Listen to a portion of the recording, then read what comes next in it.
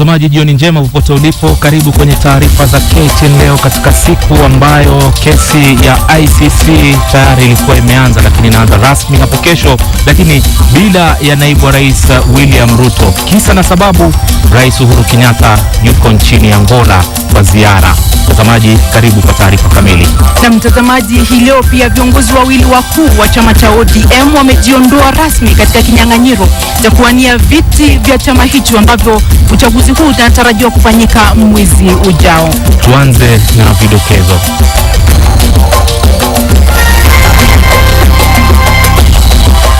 Vikao vya kusikiliza kesi ya Ruto na Sang kurejelewa hapo kesho, huku Ruto akiwa bado yuko nchini. Kijana wa makamu amuua nduguye na kisha kuficha mwili wake kwa siku 5 huko Naivasha.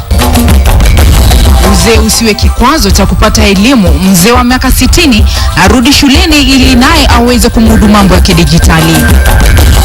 Na michezoni, uwanja wa Furaha waandaliwa tayari kuandaa mechi za Top Fry All Stars na Ulinzi Stars.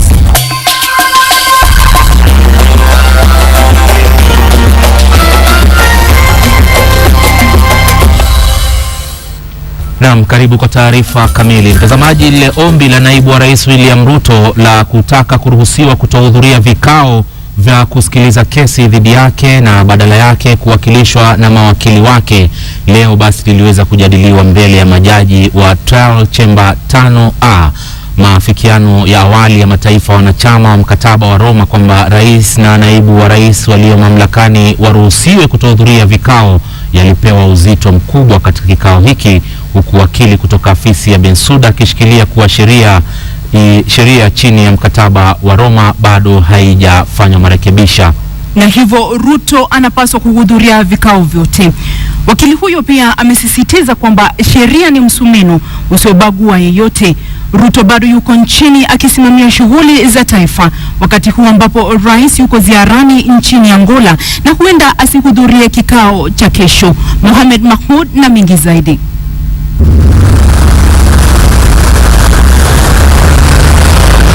Naibu Rais William Ruto alishurutishwa na kiongozi wa mashtaka wa mahakama ya jinai ya ICC Fatou Bensouda kutoa maelezo ni kwa nini anataka kuruhusiwa kutohudhuria vikao vya kusikizwa kesi dhidi yake.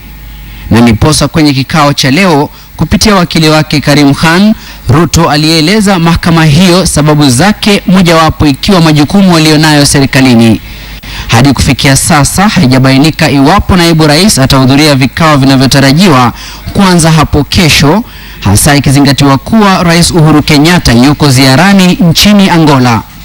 Tangu vikao vilipoanza vya kusikilizwa kwa kesi dhidi ya Ruto na Sang mwaka jana, Ruto ameruhusiwa mara kadhaa kurejea humu nchini kusimamia taifa wakati rais yuko ziarani. Afisi ya Bensouda imekuwa ikipinga hilo kwa kusema majukumu alionayo hayafai kutumiwa kama kigezo, kwani aliposhtakiwa alikuwa tu raia wa Kenya. Wakati wa kikao cha mataifa wanachama wa mkataba wa Roma walikubaliana kuwa rais na naibu wake wanafaa kuruhusiwa kutohudhuria vikao na badala yake kuwakilishwa na mawakili wao. Mohamed Mahmoud, KTN leo. Mtazamaji, basi baada ya taarifa hiyo ambayo ndio tumeweza kuipokea muda mchache tu katika studio zetu na umekuwa ukifuatilia, wacha nikupeleke katika mji ambao huwa haukosi vituko. Kwa nini nasema hivi? Ni mji ambao huwa kila kukicha kunakuwa na kituko ama kisa cha kushangaza, na hii leo kilitokea katika mji huu ambao unajulikana kama Naivasha, na ni kuwa mtu mmoja ameuawa ama amemuua nduguye na ambaye alikuwa akiishi naye maiti, ambaye alikuwa akiishi na maiti hiyo katika nyumba moja kwa muda wa siku 5 zilizopita. Inadaiwa jamaa huyo alimuua nduguye aliyekuwa na umri wa miaka 17 baada ya ugomvi wa kifamilia kuzuka baina yao. Kwa takriban siku 5 mshukiwa huyo wa mauaji aliishi nyumba moja na maiti ya nduguye, kisa ambacho kimewaacha vinywazi wakazi wa kijiji cha Kayole wilayani Naivasha. Wakazi wa kijiji hiki wanadai ndugu mmoja aliamua kumtoa uhai nduguye baada ya ugomvi wa kinyumbani kuzuka baina yao. Kifo chake kilibainika baada ya maiti ya marehemu aliyekuwa na umri wa miaka 17 kupatikana kwenye mtaro wa jumba moja lililokuwa likiendelea kujengwa. Tumeona tone la damu, tukafuata lile tone la damu mpaka likatuelekeza kwa boma hii. Wakati tumeingia kwa boma hii, tumeona kwa mlango moja damu nyingi sana, na pale officers wa askari wamekuja wameamrisha tufuje ile nyumba, na tumeingia kweli tumeona mahali mtu ameuawa. Na uchunguzi wa mapema kuonyesha kuwa alikuwa ameshambuliwa kwa kifaa butu. Sehemu kadhaa za mwili wake pia zilikuwa zimechomwa. Huyu sio mtu ameuawa leo ama jana. Kulingana na vile mwili uko na ile damu iko kwa nyumba, inaonekana ameuawa kama siku 4 zilizopita. Wenyeji pia wanadai kuwa mara kadhaa wamelazimika kuingilia kati kusitisha ugomvi baina ya ndugu hao wawili. Tumekuja hapa kuokoa mzee akipigwa.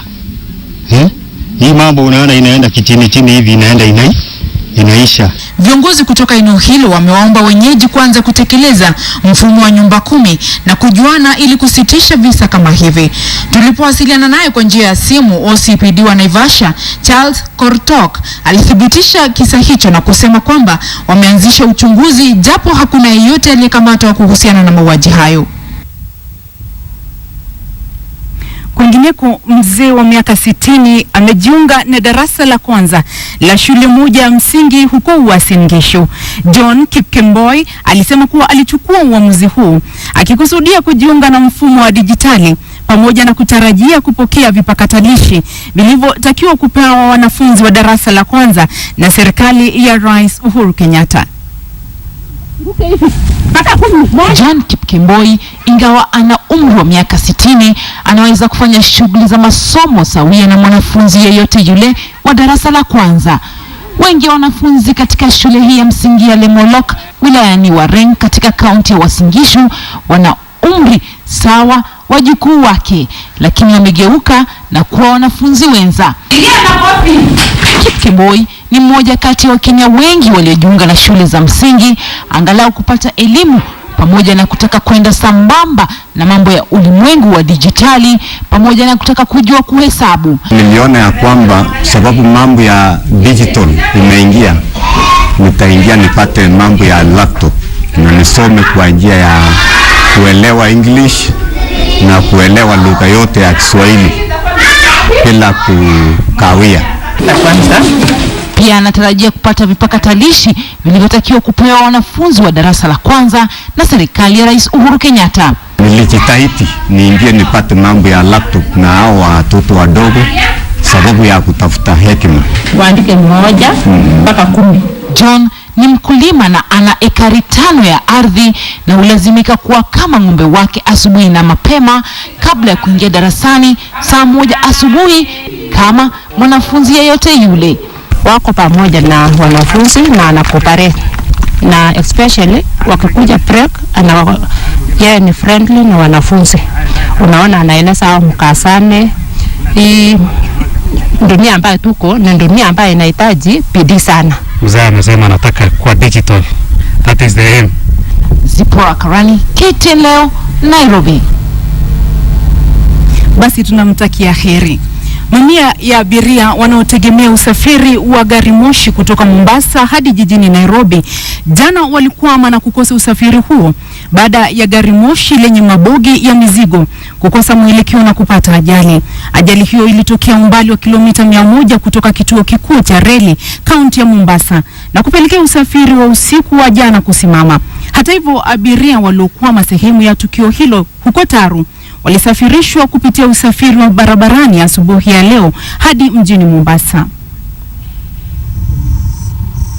Usafiri wa takriban abiria 1000 waliokuwa wakitoka Nairobi kuelekea Mombasa ulisimama kwa muda katika sehemu ya Taru. Kisa na maana, treni iliyokuwa na mabogi ya mizigo kukosa mwelekeo na kuachana na reli, ajali iliyopelekea kuzibwa kwa njia kuu ya gari moshi. Abiria waliotarajia kuabiri gari moshi kutoka Nairobi katika kituo kikuu cha stesheni kaunti ya Mombasa walikosa usafiri baada ya kuarifiwa na wasimamizi wa kituo hicho cha gari moshi kuwa usafiri wao umekwama.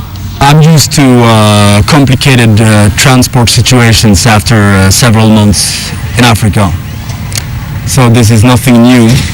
It's kind of disappointing for a few people, I can imagine.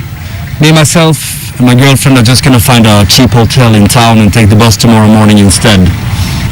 Jioni tunaambia gari moshi iliaribikia kule Makinon